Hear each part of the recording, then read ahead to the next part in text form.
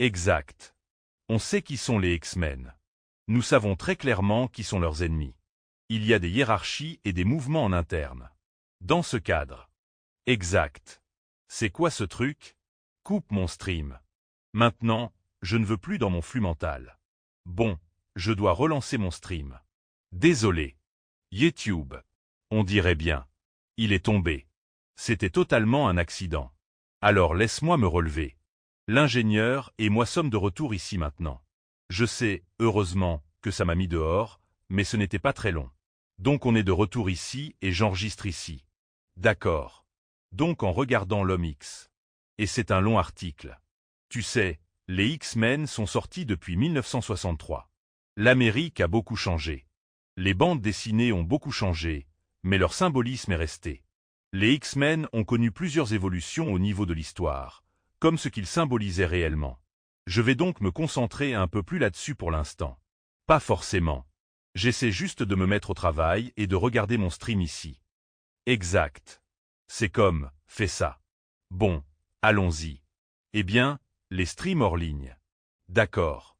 Donc il ne me laissera pas revenir. Je ne comprends pas pourquoi il faut autant de temps pour comprendre ce qui se passe. Toi. Mon live actuel ne devrait pas avoir de stream. D'accord. Très bien. Alors voilà. D'accord. Donc je veux juste pouvoir surveiller le chat pendant que je suis ici depuis ici. Pour revenir à la discussion sur les X-Men ont traversé en réalité, 6 grandes composantes différentes qui ont chacune vraiment façonné qui sont les X-Men. Et dans l'ensemble, cet arc total d'histoire X-Men.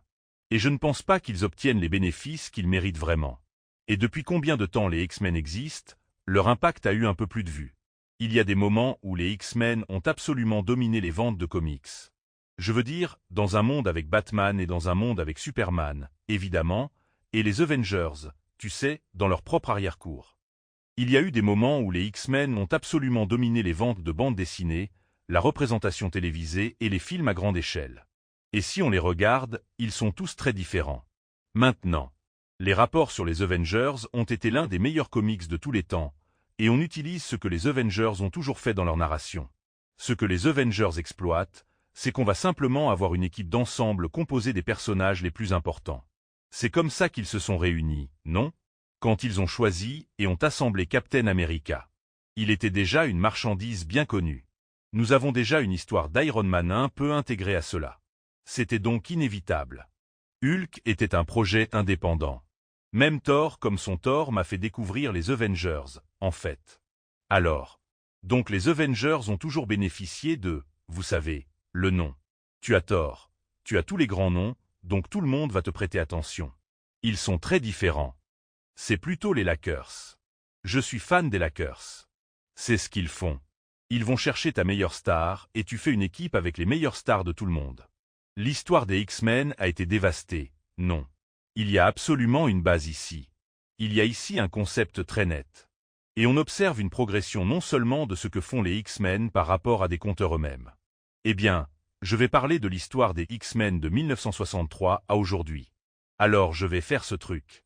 C'est un gros pot de gumbo, et je vais un peu m'en sortir. Exact. Et je pense que tout cela va avoir du sens, parce qu'on peut alors comprendre ce que je veux dire quand je parle de la mythologie, les X-Men aiment à quel point cette excuse a finalement été puissante.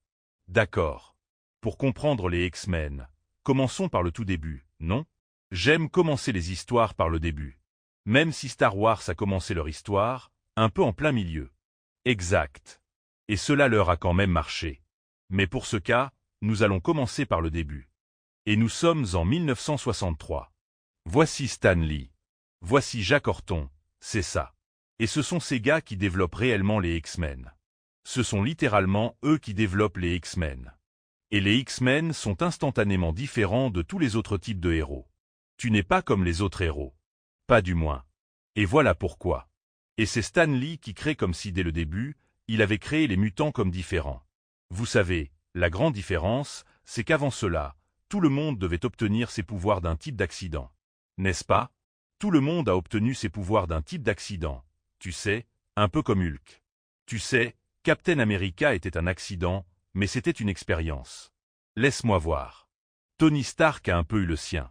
C'est comme si j'avais eu une descente de sa prison. N'est-ce pas? C'est comme ça que je développe Iron Man. Vous savez, un espace fantastique des 4 témoins. Et ils ont obtenu un accord de radiation cosmique qu'ils ont traversé et qui a précipité leur pouvoir. Donc, tout le corps avant cela devait avoir une histoire complète et élaborée. Je suis Luke Cage, je dois aller en prison, et ensuite ils vont faire des expériences sur moi en prison, non? Je dirais qu'à Bradley, je suis au gouvernement et ils me font du tort. Ils me donnent tout ça, puis j'obtiens des pouvoirs et ils me disent « Oui, mets ton cul noir à l'arrière où tout le monde a ses super histoires et ses circonstances complexes pour obtenir ses pouvoirs. » Et je suis presque sûr que, d'une façon de raconter des histoires, c'est devenu très lassant, non, de continuer à créer le scénario. Alors Stan Lee, dans sa sagesse infinie, je ne dis pas ça sur le ton de la plaisanterie. Je veux dire, il a rendu ce concept très différent dans le sens où maintenant on pouvait simplement naître avec des pouvoirs qui se sentaient en soi, beaucoup de Spider-Man. J'ai pu être dans un laboratoire, inspiré, j'ai eu un peu de radiation dessus, mais ça ne tue pas l'araignée, et personne n'a marché dans cette partie. C'est un espace absolument propre. Tu comprends? Comme Spider-Man est dans un centre de recherche. Je ne sais pas combien d'installations de recherche vous avez visitées, mais il n'y aura pas beaucoup d'araignées. Tu sais, si tu vois une araignée dans un centre de recherche, ne crois pas ce qu'on te dit qu'ils ont tout ce qu'ils te donnent. Retester car ce sont des espaces de laboratoire à même propre. C'est ce qui arrive quand on fait entrer une araignée dans un labo. Je sais que ça semble être un petit détail, comme si j'avais été inspiré. Tu t'es fait mordre par une araignée, un laboratoire. C'est donc un signe d'alerte. C'est un signal d'alarme. Ça veut dire quoi? Il faut faire tout ça. Tu aimes? Et non seulement il y a une araignée sur vos genoux, mais c'est une araignée irradiée. D'accord? Comme ça. Vos protocoles doivent être remis en question à ce stade, n'est-ce pas? Et je pense qu'il y a une autre histoire qui était du genre. Était-ce l'un de ces deux personnages? C'est un écrat et un mandrill très racistes. Et encore, un autre accident dans un centre de recherche qu'ils rapportaient chez eux, comme si c'était passé à son interrupteur, la pigmentation de leurs enfants, de sorte que le parent blanc rentre chez lui. J'ai eu un bébé noir là-dedans, et la femme noire est rentrée chez elle et a eu un compagnon blanc. Genre, je veux dire, ils étaient tirés d'affaire. C'est un de ces laboratoires, non? Je ne sais pas dans quel laboratoire c'était. C'était un laboratoire merveilleux. Donc les protocoles étaient absolument justes. Absolument. Et il le fallait, car sinon personne ne passerait. Je veux dire, je pense que Nova a eu son pouvoir et je parle d'une partie de l'original. Alors je n'arrive pas à croire qu'on ne parle plus de Nova. N'est-ce pas? Je n'arrive pas à croire qu'il soit un personnage. C'est l'un des premiers personnages. On va devenir très Peter Parker. Je vais donc revenir à la question, je veux mentionner maintenant, ramener non, non. Ça mène au non. En 1963, Stan Lee prend une décision et change la façon dont les gens obtiennent des super-pouvoirs. Maintenant, c'est beaucoup plus facile, non? On est juste avec. Bien sûr, on peut avoir une vie ordinaire qui ouvre des opportunités simplement pour écrire sur elle. Tu avais une vie normale. Oh, toi. Tu es immunisé. Mais tu étais régulier. Utilise une fille de banlieue. Oui, maman. Le père. Il y avait des instituteurs. Et, au fait, tu es dans les changements où tu as été autorisé à avoir des non-super soldats ou non. Des histoires de pères inventeurs milliardaires pour obtenir vos pouvoirs. Mais ça a frappé différemment. Maintenant on ne comprend pas pourquoi ça a changé tout à coup. Les mutants, c'est une autre histoire. Personne ne sait pourquoi. Personne ne sait ce que j'ai eu avec mes amis, c'est du café. Oui. Je pense qu'on a raison. Ils sont d'accord l'un avec l'autre. Merci d'être passé, au fait. Alors pourquoi les mutants sont-ils frappés différemment serait l'établissement de toute la mythologie. Nous ne savons pas pourquoi. Nous ne pouvons que spéculer pourquoi et quoi. Notre hypothèse est qu'ils sont craints et que nous vous détestons, et que vous allez les remplacer, non? Et que les humains craignent ce qui est différent d'eux. Que nous craignons fondamentalement ce qui est différent de nous. Et je ne sais pas si c'est fondamental. Je pense que certaines personnes le font, mais je ne sais pas si c'est au cœur des humains. Je ne sais pas si ce trait nous a vraiment permis de survivre et de prospérer sur cette planète. Je ne sais pas si je crois ça, mais c'est ce qu'on dit maintenant. Charles Xavier, bien sûr, croyait célèbrement que nous pouvions encore coexister. Et je crois vraiment que je le fais vraiment. Je ne pense pas que je l'aurais fait, je veux dire, comme si j'étais au magasin d'alcool et j'ai robe par quelqu'un qui a des pouvoirs, je ne blâme pas tout le monde sur les pouvoirs. Je blâme ton apparence, soyons honnêtes. Tu es ce que tu étais et maintenant tu as des pouvoirs. C'est ça le problème. Je n'ai pas peur que les mutants obtiennent des pouvoirs. J'ai peur que certains types de personnes deviennent désormais égaux avec des livres. C'est tout ce qui fait peur chez les humains. C'est bon. Que faisais-tu chez toi avant de découvrir que tu avais des pouvoirs? Non? C'est tout ce qui compte vraiment pour moi. Parce que d'un point de vue mutant, je me dirais oui, il nous faut des extraterrestres vulcains. J'ai été dans toutes sortes de choses ici, tu vois? Nous avons besoin de quelqu'un qui puisse lutter contre ça. Il nous faut mieux. Nous n'avons pas assez d'armes. Nous ne sommes pas comme une société technologique avancée, vu ce à quoi nous sommes confrontés, n'est-ce pas? Donc, pour moi, avoir X signifiait quelque chose. Oui, il était temps. Où sont tous nos X-Men? Où sont tous nos héros? Au travail. Qu'est-ce que vous faites? Il y a tout un tas de choses qui descendent ici. Mets-toi dessus. Mais ce n'est pas le cas. Mais ce n'est pas comme ça. Alors. Donc la conscience du professeur X est possible. Et puis, bien sûr, nous avons Magneto qui dit exactement le contraire. Et cela crée la bataille philosophique centrale qui allait mener cette franchise jusqu'à son époque la plus moderne. Oui, à 100%. Je regardais récemment la série The Gifted, qui est un peu un X-Men. Je pense que c'est un univers alternatif. Je suis confus maintenant. Comme je l'ai dit, je suis un lecteur. J'ai genre 53 ans et je lis des comics depuis que j'ai 7 ans après un certain temps et tellement de reboots, moi. Je ne peux pas. Tu vois ce que je veux dire? Tu vois ce que je veux dire? Donc, j'ai l'impression que c'est un monde alternatif dans lequel ils vivent parce que je ne vois aucune présence. Pour d'autres héros, je suppose que c'est leur propre spin-off multivers. Et, ils revivent toujours les mêmes thèmes que les X-Men. Genre, ils rompent littéralement comme si c'était complètement après l'X-Men, mais il y a une des filles de Magneto dans la série et elle commence clairement une réputation. Ils se ramifient littéralement comme si vous aviez le souterrain. Et là, c'est quoi, je veux dire, j'essaie son nom Loyer, Red Hawk, je crois que c'est Red Hawk, les X-Men. Red Hawk les dirige à ce moment-là, donc c'est un peu le. Mais ils n'ont pas un peu de Professeur X, mais, évidemment, la fille de Magneto, c'est Polari, ils se séparent littéralement et deviennent une faction entière, ce qui est essentiellement comme la naissance de la confrérie. N'est-ce pas? C'est ainsi que la confrérie, vous savez, avant d'entrer dans la confrérie, ne s'appelait pas la confrérie des mutants maléfiques. Ils se nomment simplement la confrérie. Ils ne se voyaient pas comme mauvais. Ils ont toujours trouvé ça très révélateur, que tu insistes pour l'appeler la confrérie, comme s'ils avaient adopté ce nom eux-mêmes. C'est complètement fou. D'accord. C'est là qu'on commence à voir que le noyau central des X-Men a commencé à sa fondation. Ils avaient un noyau central. Et tu avais deux choses. Évidemment, c'est une question d'intégration contre séparation. Les X-Men originaux, dont les élèves, essayaient de survivre dans un monde qui ne les comprenait pas. Et c'était la plus grande invention de cette époque. Tu as raison, c'est comme ça. Et leur plus grand ennemi ne serait pas Magneto. Ce seront les Sentinelles. Et nous parlerons des Sentinelles et de ce que cela signifie, car tout cela est lié à ce que l'Amérique traversait culturellement, à 100%. C'est ce que traversait l'Amérique culturellement, non? Comme si c'était en 1963. Qu'est-ce qui en ressort? Eh bien, la situation globale c'est que, vous savez, la guerre froide, l'Amérique se sent divisée.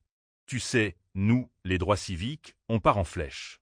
C'est pourquoi toutes ces histoires sur l'acceptation, sur qui la propagande effrayante, fausse et les protestations sont parfaites pour raconter des histoires. Je pense que les X-Men en ont bénéficié, même s'ils ont un peu contesté le fait qu'ils y sont directement liés. N'est-ce pas? Je comprends un peu pourquoi, mais en même temps, tu as utilisé toute cette énergie émotionnelle, non? Marche sur Washington. Le discours « J'ai un rêve ». Loi sur les droits civiques de 1964. Droit de vote, loi sur les droits de vote, 1965. Émeute. Tout ça se passe, non? Tout ça se passe. Et c'est comme ça qu'il passe cette histoire d'eux comme étant coincés, non? Il capture quelque chose là-bas. Et je trouve ça un peu malhonnête que vous écriviez cette énergie émotionnelle. Mais, encore une fois, c'est comme ça. Mais voilà ce qui se passe. Et à quoi ressemble cette égalité? C'est un peu là où en sont les mutants, ils sont vraiment poussés dehors pendant cette période. On parle de 1963. Mes graphismes sont tous déréglés, non? Je ne sais pas pourquoi il a choisi de faire ça. On parle de 1963 à 1975. Cela fait 12 ans. Et c'est très important pour la génération X, car c'est essentiellement une grande partie de la génération X du début de la génération X. Je pense que comme la vraie génération X, on passe de 65 à 82, quelque chose comme ça. Exact. Pour vraiment intégrer la génération X, je pense que c'est genre 81 ou 82, peu importe. C'était entre 65 et 81, je crois. Exact. Mais ils sont un peu au cœur de l'histoire. Genre 63, 75. Tu impactes une grande partie de nous, n'est-ce pas? Comme tout le monde, comme si tu lisais les livres plus tard. On ne vous les a tout simplement pas transmis, vous savez. Exact. Nous sommes donc gravement impactés parce que c'est ce que nous allons voir dans cette réalité. Et puis on voit ce revenu. Exact. Et ceci, c'est une erreur. Pendant cette période, ils ont produit 94 bandes dessinées.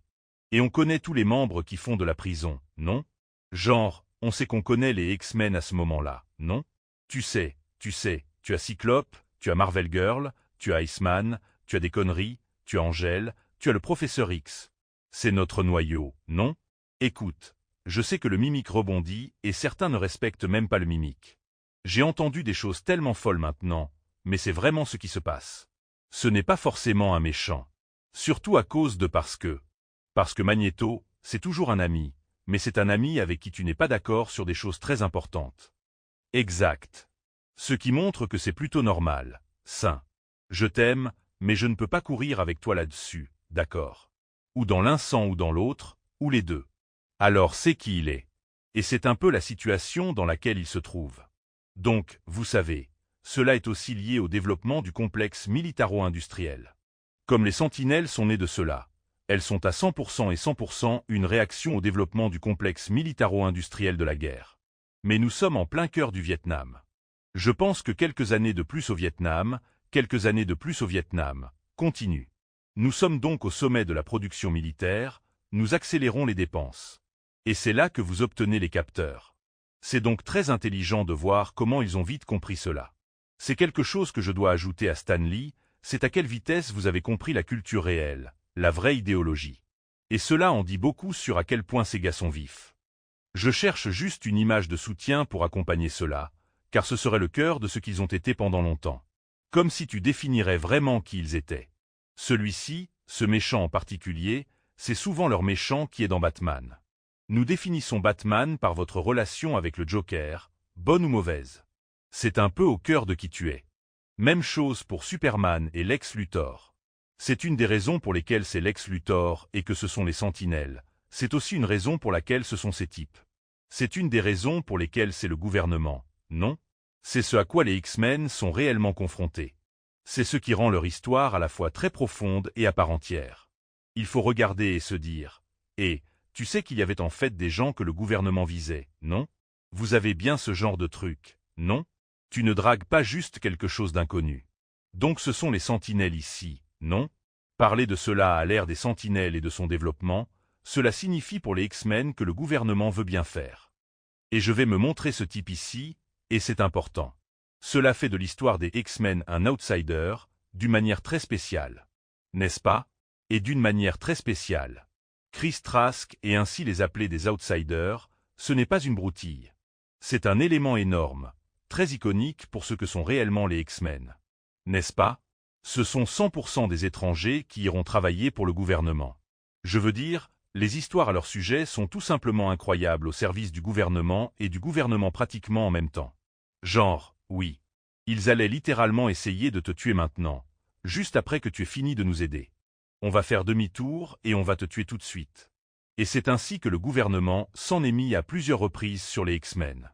Donc quand tu regardes leur histoire et que tu te dis, oui, pourquoi vous voulez? Ça a en fait du sens, non?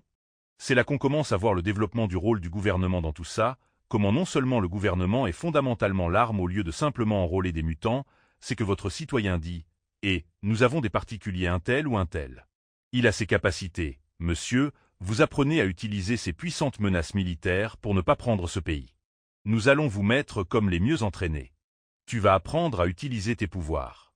Nous encourageons tous vos moyens. Venez ici et rejoignez les forces américaines. Et généralement, si quelqu'un fait ça, il préfère sortir et tuer parce qu'encore une fois, il a peur que ce soit toi. Quand on essaie de rationaliser, voici pourquoi. Mais on observe très tôt cette combinaison de tant de problèmes sociaux. All-in-One disant que je devais un peu identifier pourquoi, à ce stade, pourquoi c'est une si bonne narration. Pourquoi ce que la mythologie des X-Men dit vraiment? Sur quoi elle se concentre réellement? Et c'est une grande partie de ce sur quoi il se concentre. C'est cette relation, le gouvernement, et c'est la partie la plus significative de qui ils sont. Donc on a tout ça. Donc les étrangers, vous savez, leur combat, voilà ce qui en ressortait. C'est ce qu'ils traversent. C'est la base que nous commençons en tant qu'étudiants. Et puis il y a, bien sûr, le lien important de l'événement avec la crise des missiles de Cuba. Ils ont toujours relié les X-Men aux événements automobiles, vous savez, tout au long de cette période.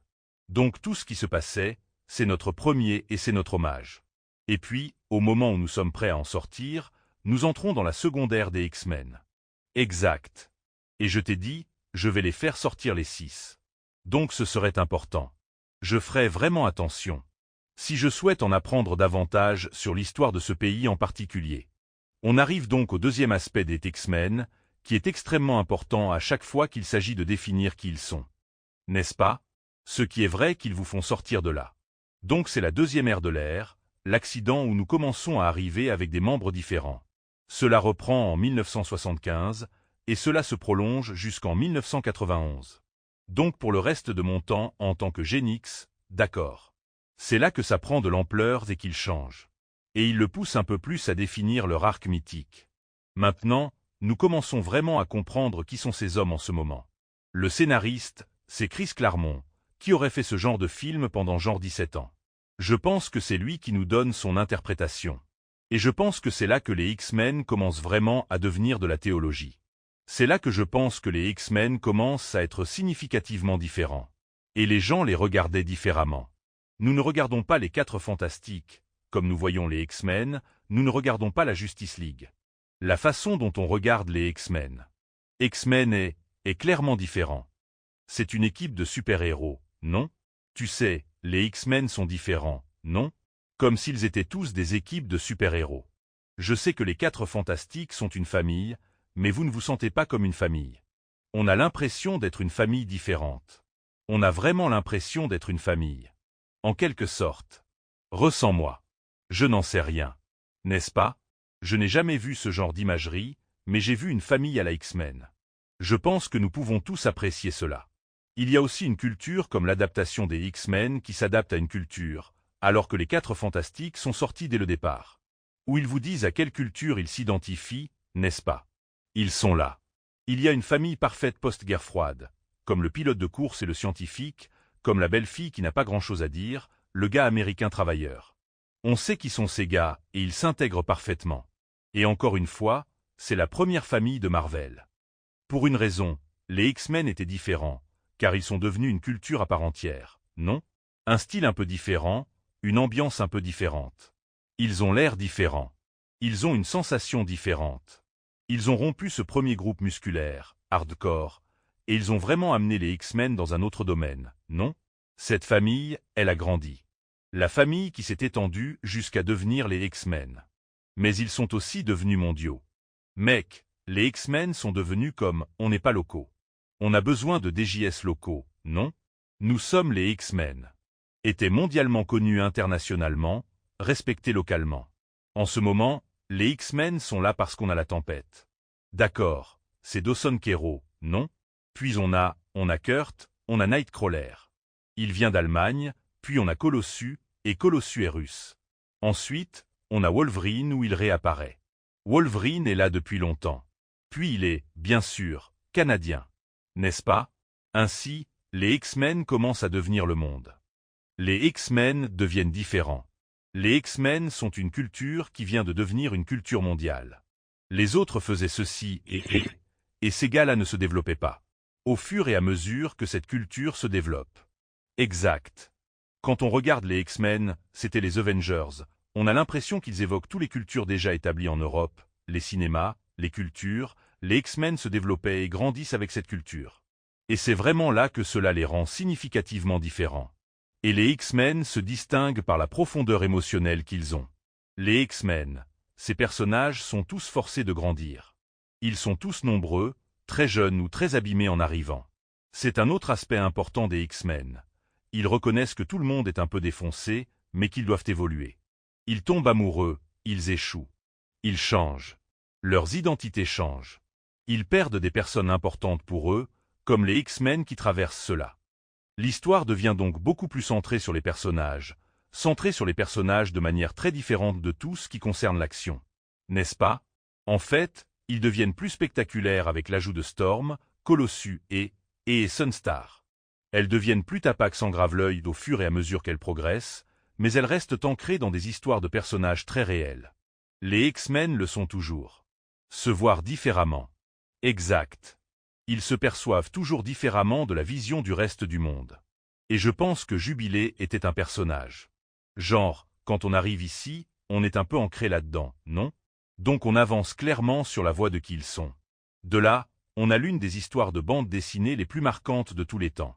Et je vais aussi vous parler de l'histoire ici, car cela nous amène à l'histoire de Phoenix et à celle de Phoenix. Maintenant, voici l'histoire la plus importante de toute cette époque. Jean Grey devient Phoenix, puis devient Dark Phoenix. Et cela transforme fondamentalement les X-Men. Et ce qu'ils sont et quelle histoire ils racontent. Ainsi, les X-Men viennent d'un milieu de science-fiction qui est désormais entré dans la mythologie à grande échelle. Je vais dire que je crois que Superman a maintenu sa propre mythologie, et je pense que Batman est aussi sa propre mythologie. C'est un type de mythologie différent car Phoenix est lié à de nombreuses cultures. C'est l'idée de renaissance, cette énergie, c'est très Kali-énergie. C'est une énergie très hindoue de la destruction. Pour créer la création, il se concentrait sur un côté. Mais il y a deux facettes, cette même énergie. Ils ont donc affaire à quelque chose d'ancien, le danger d'un pouvoir illimité. C'est la tentation de la divinité. C'est la nécessité du sacrifice. C'est tout ce qu'ils ont regroupé en un seul personnage. Et elle doit commencer à prendre toutes ses décisions seule. Alors on passe en revue ça avec Jean Grey. Et maintenant, tout à coup, ce n'est plus Justin. Ce n'est plus Justin. Histoire de bande dessinée. N'est-ce pas? C'est comme si ce dans quoi nous entrions, c'est une sorte d'épopée spatiale maintenant, non? On devient un peu une épopée spatiale grâce à beaucoup d'amour. Donc, tu changes vraiment la carte, les concepts auxquels tu as affaire, les niveaux de puissance auxquels tu fais face. Je suis maintenant passé à une toute autre échelle. Vous avez affaire à des êtres planétaires tout au long de la série, dès vos fondations. Charles, en tant qu'être planétaire, ce Néato est un être planétaire, mais maintenant on l'adopte comme un divin, un niveau cosmique B. Les X-Men ont été parmi les premiers à vraiment intégrer ce genre de personnage dans leur étau, et cela a changé quelque chose dans qui ils étaient et dans cette histoire. Maintenant, quand les X-Men finiront, je vous le dis, la fin du Phénix Noir, quand ils doivent aller se battre pour elle sous sa forme, est l'une des meilleures histoires. C'est peut-être encore l'une des histoires, mais ça pourrait quand même être la meilleure histoire, du moins pour les X-Men. Peut-être que ce marbre est sorti parce qu'il est devenu une mythologie épique de l'espace. C'est devenu une mythologie épique de l'espace. Le vrai gros général que tu combattais. C'étaient tous des gens venant de différentes planètes. Y a-t-il une arme massive? Empire galactique? Et maintenant, ils se battent dans l'espace comme si les X-Men étaient allés dans un endroit complètement différent. Et cela nous a donné dans ces romans graphiques. C'était l'une des premières mythologies épiques de l'espace. Tu vois?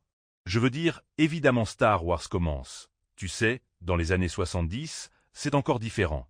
C'est toujours comme si Star Wars était devenu la mythologie et, je suppose, la solitude. Mais ici, il a une ambiance différente de voir partir de là et exploser en cela.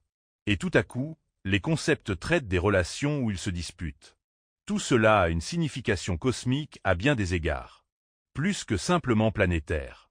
Donc on a sa vie à les X-Men, et je pense que l'histoire avec Jean, tu vois, et encore une fois, ça va un peu au cœur pour toi. Vous avez Cyclope, Bête, Ange, Wolverine, Tempête, Colossus, Nightcrawler. Pour moi, c'était comme le cœur de ce qu'étaient les X-Men. Certains étaient « laisse tomber », d'autres abandonnent, et ainsi de suite. Mais c'est encore essentiellement le cœur de ceux avec qui j'ai grandi en tant que X-Men. Comme cette équipe ici et l'attachement à Jean, comme s'ils avaient arraché quelqu'un qui semblait être la plus innocente de nous tous, et qu'ils en faisaient le rayon le plus mortel. Et les moments qui précèdent cela, où elle commence à se détacher de l'équipe, où elle devient une menace pour l'équipe. Et puis, quand elle les nargue à fond avec son pouvoir, on observe vraiment sa transformation et à quel point ça le brise. Et ils se souviennent que je lis des comics ici. J'ai genre 11 ans, et tout à coup je dois aller aux funérailles de Jean. Tu vois? Genre, je veux dire, ils s'intègrent beaucoup, et ils exploitent notre relation avec les personnages sur un plan personnel, intime, eh bien, non. Et ils perdent les X-Men, partent pour la plus grande aventure de toute leur vie. Ils se battent pour la seule chose qu'ils défendent, le seul membre de l'équipe qu'ils aiment tous, et ils perdent. C'est une histoire différente. Et je me souviens avoir lu ce truc, le roman graphique, non? Et genre, de quoi tu parles? Je les regarde perdre contre cette timide garde impériale. Et je suis juste incrédule tout au long parce que je n'arrive pas à croire que ça arrive. Cela n'arrive pas dans les bandes dessinées. Mais c'est arrivé. Ils nous ont donné une tragédie. Nous avons dû regarder Jean Grey mourir. Nous avons perdu le combat pour elle. Nous ne pouvions pas la protéger avec tous ses pouvoirs incroyables. Quels pouvoirs de Phénix ont disparu? Elle avait ses pouvoirs de Phénix pendant que le combat se déroulait. C'est un tout autre combat, non? Mais, tu sais, pour qu'ils perdent, ils se fassent botter le cul, comme les X-Men ont eu Molly Walker. La garde de la comté avait un contre parfait pour tout ce qu'ils avaient. Parfois tes propres capacités, juste plus puissantes que toi. Tu te prives d'oxygène. Je veux dire, tout ça, c'était une panne tactique entre X-Men. Instantanément. Il n'y a jamais eu une période où nous pensions que nous allions gagner. Je veux dire, je crois qu'on allait gagner ce combat, mais à chaque combat, ils perdaient. D'accord, d'accord. Très bien. Quelqu'un se prépare à revenir. Quelqu'un se prépare à monter le retour. Et on va avoir ce premier. Le suivant. Cela ne s'est pas produit. On a juste continué à prendre l'un après l'autre. Et pour Cyclope, mec, pour Colossus, il a dû se faire battre par le gladiateur. Et ça, c'était un âne. À Wolverine. C'est de la jeune. Mais tu as pris ce coup avec le professeur X, tu continues à diriger tes X-Men là-bas. Continue juste d'être là. C'est ce que tu as fait. C'est toi qui as conclu cet accord. Alors, tu sais, je suppose que c'est le seul accord que tu avais. Mais quand même, mec, tu nous laisses un peu sortir, tu nous fais juste concourir ici. Et il l'a fait. Donc maintenant, on parle, vous savez, de ce concept de Dark Phoenix que, vous savez, Marvel utilise encore aujourd'hui. Mais c'est une narration incroyable. Cela nous emmène dans une toute autre direction. Et c'est là que nous sommes vraiment solides. Maintenant, j'ai parlé de la façon dont nous construisons la mythologie, les X-Men, pourquoi elle est différente de ces autres personnages, et nous commençons à le voir dès maintenant. C'est vraiment une grande séparation. Oh, il y a d'autres bonnes intrigues en cours. J'avais l'impression qu'ils étaient vraiment à un autre niveau. Je suis juste vraiment un peu débordante. C'est de là que cette histoire est venue. Histoire. Alors on sort de là, on arrive sur Dark Phoenix en se demandant, ok, qu'est-ce qui va se passer maintenant? D'accord. Ensuite, on arrive directement à Days of Future Past et on se dit, Jésus. On voit donc maintenant vraiment une écriture super intelligente accompagnée des X-Men. C'est leur histoire la plus influente de tous les temps. J'ai l'impression que c'est leur histoire générale, et que c'est l'avenir qui était. C'est une évidence. Retournez à leur histoire principale, les Sentinelles. Ils gagnent. Les mutants sont emprisonnés, l'humanité devient autoritaire, et l'histoire reprend son sens. C'est central pour les X-Men que le futur puisse être changé dans le titre Days of Future Past, ce qui est approprié. C'est génial. Celui qui a écrit ça mérite une augmentation supplémentaire maintenant. Donnez-leur un peu d'argent supplémentaire pour cela, car ça a marché. Donc encore une fois, c'est Chris Claremont, voici John Byrne. Et c'est un peu ce futur dystopique régi par les symptômes. Exact. L'esprit de Kitty Pryde envoyé dans le passé pour éliminer tout le monde, et ils font venir les X-Men pour essayer d'empêcher cette catastrophe. Et donc cela devient un élément majeur pour eux. C'est un élément majeur qu'ils liraient, qu'ils réinventeraient dans les films et avec un succès limité. Je ne sais pas, ça semble aussi profond que ce que représente la bande dessinée. Mais c'était un changement de jeu parce que, encore une fois, cela prend l'heure, vous savez, ils sont allés, vous savez, interstellaires, intergalactiques et ils sont aussi passés chronologiquement et sont entrés dans le flux temporel d'une manière différente de tout le monde. Cela ajoute donc encore une fois à ce lore en constante évolution des X-Men, où ils peuvent parler de ce qui se passait dans les années 60 et en cours. Ils retournent au Vietnam et parlent de cette émotion très touchante dans l'Allemagne nazie. Donc ils continuent. Et c'est un peu là que c'est arrivé. Comme, vous savez, beaucoup de Marvel, beaucoup de choses que nous voyons il y a Genesis qui se passaient en fait pendant la Seconde Guerre mondiale. Donc on va voir Superman, Wonder Woman, on a un nom ou un lot de Captain America et des têtes pour beaucoup d'entre eux qui ont leurs racines dans l'Allemagne et tout ce super soldat, les X-Men. La vraie genèse était à cette époque, avec les troubles civils et l'expansion de l'armée. C'est ce qui relie vraiment la perspective du monde réel. C'est ce qui lie les X-Men. À ce stade, ils en sont arrivés au point où la technologie est vraiment la technologie à faire avancer, n'est-ce pas? Qu'ils m'ont eu à été emprisonné et qu'ils doivent y retourner. Et cela crée certaines des meilleures histoires des X-Men, même aujourd'hui. J'ai trouvé le film plutôt bon. Je pense que ça a touché tous les points. Mais franchement, encore une fois, quand ça sortira, on est vraiment investi et ce sera une histoire qu'ils vont continuer. C'est donc une histoire importante pour l'avenir de la franchise également. On passe à ce que j'appelle vraiment une troisième ère où l'on aborde l'animation. N'est-ce pas? Et c'est un impact énorme. Les mutants deviennent des superstars. On parle de 1991 jusqu'en 2000. Donc c'est vraiment très profondément ancré dans le cœur de Marvel. Et c'est là que j'ai l'impression qu'ils commencent à être un peu séparés des séries animées. Deux ici qui étaient aux États-Unis, aussi un anime animé japonais. Vous pouvez nous retrouver à la même période. Ils ont aussi fait quoi? Iron Man? Les cartes à collectionner explosent, les figurines explosent, les jeux vidéo explosent. Les X-Men écrivent tout cela aussi bien que n'importe quel groupe pourrait le faire, car il y a tellement de diversité dans les personnages intéressants que vous défendez. C'est un look très différent. Tout le monde portait le même uniforme, donc il y avait de la diversité et ça marchait vraiment. Ils deviennent aujourd'hui l'une des plus grandes franchises de la planète. Ils sont maintenant en compétition avec tous les gros bonnets. Et pendant cette période, ils en reçoivent un peu. Ils deviennent vraiment dévastateurs. Ils travaillent et ils tuent des gens. Donc voici l'œuvre de Jim Lee. Il lance X-Men 1 en 1991. C'est devenu la bande dessinée la plus vendue de tous les temps. Voilà à quel point les X-Men sont puissants et dominants à cette époque. Cela deviendra la bande dessinée la plus vendue de tous les temps, et cela les propulse en icônes de la culture pop. Et les X-Men ont changé les X-Men un peu, alors que Superman a le droit éternel. On ne peut pas vraiment faire du super pop non plus. Vraiment, vraiment moderne. On se moque de Captain America, non? Pour être dépassé. Batman. Pareil. Juste dans Wonder Woman, non? Ces gars-là étaient contemporains. Ces gars-là étaient la culture populaire. Ces gars-là savent vraiment apprécier la musique. Ces gars peuvent représenter la culture très facilement. Et cela est devenu tout autre chose pour eux tout à coup. Exact. Et on a vu ça comme Wolverine dans Quel monde est le héros de Wolverine? Celui-ci.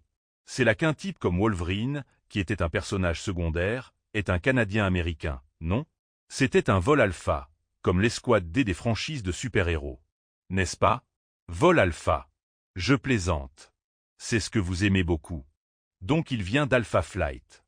Et maintenant, Wolverine dans le film le plus récent est l'un des super-héros les plus populaires au monde.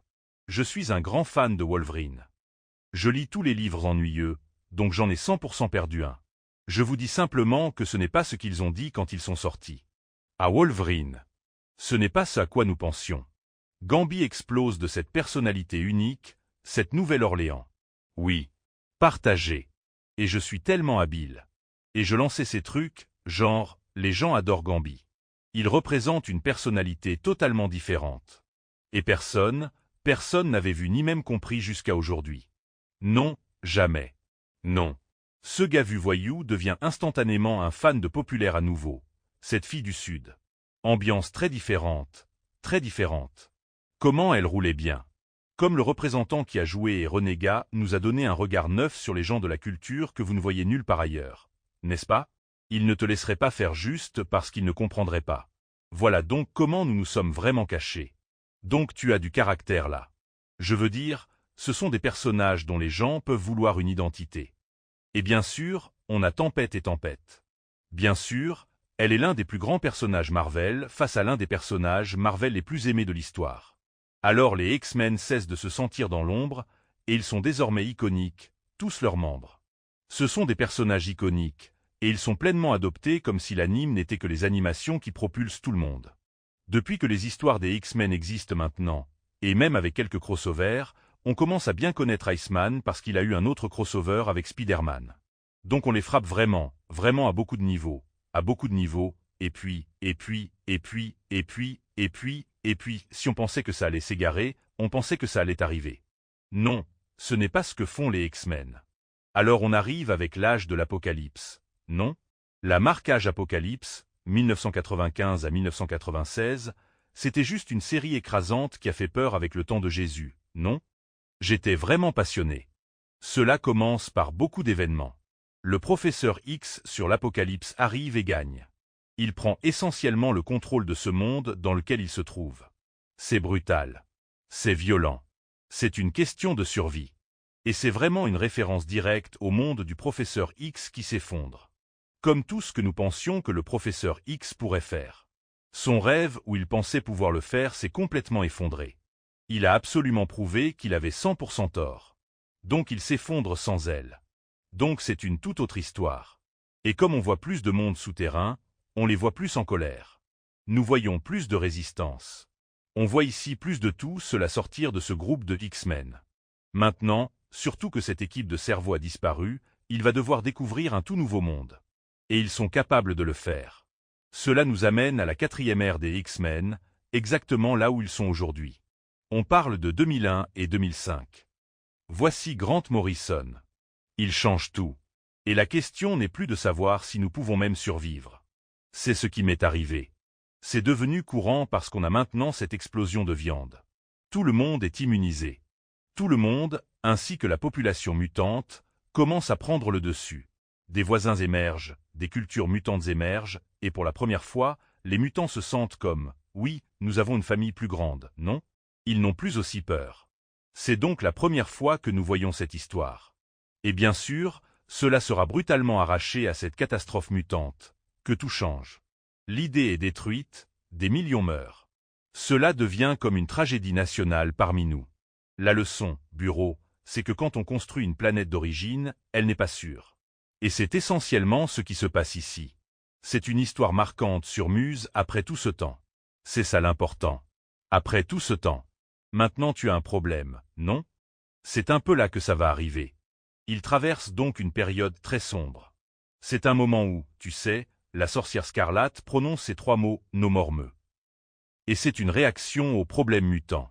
C'est un peu un reset brutal parce qu'ils doivent le faire car ils sont allés trop loin avec ce réseau électrique, une capacité. Il faut donc un gros effort. Puis ils sont complètement repoussés. Toute l'idée de leur force leur est désormais complètement retirée. Leur nombre leur est retiré de leur pouvoir. Donc maintenant tu peux toujours être identifié comme mutant, mais tu n'as aucun pouvoir pour te défendre. Cela devient aussi une part importante de leur histoire, une étape changeante. Et cela nous mènerait à ce que j'appellerais la 5e ère. C'est l'ère du Messie. Maintenant, pendant l'ère du Messie, c'est la période la plus sombre. C'est là qu'ils sont désespérés de survivre. Ce serait, vous savez, encore une fois, le début de tout ça, c'était la réunion du plus jamais. Parler, prononcé par Skrull, que tu viens de dévaster la communauté mutant manque de l'effondrer complètement. Et maintenant, ils se disent vraiment, ok, on n'a pas nos pouvoirs. Notre mutant va disparaître. C'est vraiment la question. Maintenant, ils en sont à ce point où ils ont été traqués. L'extinction est une réelle possibilité, bien que le gène mutant soit intégré dans l'humain. Donc ce n'est vraiment pas une possibilité. Mais c'est comme ça qu'il se passe. Ainsi, les lunes ne se battent plus pour avoir des droits égaux. Les mutants se battent juste pour vivre, pour être autorisés à exister. De là, ils tirent ce que j'appelle leur Messie. N'est-ce pas? Et je vais vous montrer le Messie. Et c'est un bon personnage, c'est un excellent personnage. Il s'attacha. Et c'est ce personnage ici, laissez-moi vous le prendre. Tu aimes vraiment celui-là. Et toi? D'accord, eh bien, moi non. Très bien.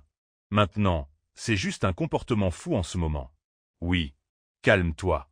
Donc le dossier bien nommé, c'est Hope Summers, n'est-ce pas? Et je suis sûr que si, tu sais, si tu es aussi profondément dans l'histoire, tu vois d'où il commence. Donc Hope devient ce nouveau Messie parce que leur mutant est né, n'est-ce pas? Évidemment, ça viendrait de la famille Summer. C'est Scott, non? Évidemment. Et je suppose que c'est probablement une version de Jean, comme il revenait toujours. Mais c'est là où ils en sont maintenant.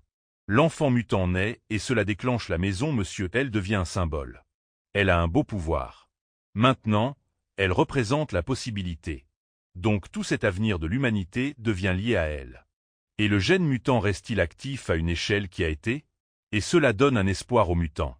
Comme les mutants. Très bien, on est de retour. On est de retour dans le lot. Tu peux être tranquille. On peut encore rentrer. Et c'est une grande époque. C'est comme si, encore une fois, Ça ressemble à 100% à l'époque la plus sombre de l'histoire des X-Men. J'aime bien que ce soit 100% comme ça. Ça change vraiment fondamentalement. Tu sais, toutes leurs peurs sont réalisées. Donc personne ne peut même se cacher de moi. Sinon Charles pourrait se cacher de la scène. Et c'est fondamentalement un grand changement dans ce que les X-Men, vous savez, commencent à devenir à partir de ce moment. Parce qu'à partir de maintenant, tout cela est de la marque, non? Tout cela est tout nouveau maintenant parce que c'est un territoire totalement inconnu. Et cela nous amène à nous sentir là où nous en sommes aujourd'hui. Eh bien, c'est la fin de l'histoire. Ça s'est juste terminé. Et 2020 pour la nation de Krakoa où, vous savez, ils construisent Paradise et vous savez, le parcours. Donc il s'agit enfin de leur venue se mettre ensemble. Ils demandent aux humains, 60 ans d'avoir demandé à l'humanité de les accepter. Vont-ils arrêter de demander? Et ils construisent leur propre nation. Évidemment, ils ont toujours eu le pouvoir de faire cela, et c'est de ça qu'il s'agit. Ils ont développé leur propre économie. C'était eux qui déterminaient leur propre avenir. La lune extrême onirique de Magnéto est notre même destination. Ce n'est pas de la coexistence. Ce n'est pas de la domination. C'est simplement la souveraineté mutante. Donc on obtient cette résurrection, n'est-ce pas? Et c'est l'une des choses que les mutants apprennent à se ressusciter. Donc ils changent le sens du sacrifice qui change la vie. Ils changent le sens. Et toutes ces choses effraient vraiment les gens.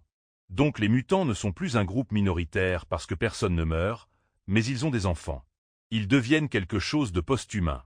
Ils sont une société différente de celle des humains, et c'est là l'identité centrale. Et ils ont traversé chaque époque. Les étrangers ont essayé de mettre en vedette des survivants. Non, la nation est évidemment détruite. Donc, vous savez, nous avons vu 60 ans d'une mythologie cohérente qui a grandi et évolué d'une certaine manière. Je ne pense pas que nous ayons vu d'autres intrigues maintenir un noyau comme celui-ci. Cela se manifeste différemment selon les auteurs, mais j'ai l'impression qu'ils l'ont toujours un peu ramené. Je ne sais pas s'il y a un moment, dans un reboot, où je dirais qu'ils ont perdu leur noyau. Je pense qu'ils ont probablement fait le meilleur travail pour maintenir l'identité centrale de ce qu'est cette franchise, et elle a été aussi grande que n'importe quelle franchise, non? On a parlé de la totalité avec l'animation, les comics, les figurines d'action, les films, la révérence culturelle et les livres. Tout ça je remets en question quand je mets les X-Men contre n'importe qui. Je pense qu'ils méritent la conversation. C'est donc un aperçu de l'évolution de la mythologie des X-Men, comment elle en est arrivée. Je vais probablement passer du temps dans les prochains jours à parler de plus de personnages, une longue liste, voir comment je peux un peu décomposer ça, commencer à avoir des conversations intelligentes sur ce qui entre en jeu dans la création de cette mythologie pour pouvoir aborder certaines des organisations et les définir plus en détail. Mais quoi qu'il en soit, n'hésitez pas à me contacter dans les commentaires dans la section des commentaires. Dites-moi ce que vous pensez de la direction que je prends. Je vais revenir à un peu plus de mythologie, car je pense qu'il y a de très bons liens avec ce que nous voyons avec les X-Men, les individus et l'organisation, en termes d'un mythe réel auquel cela est réellement lié. Je vais donc jeter un œil, je vais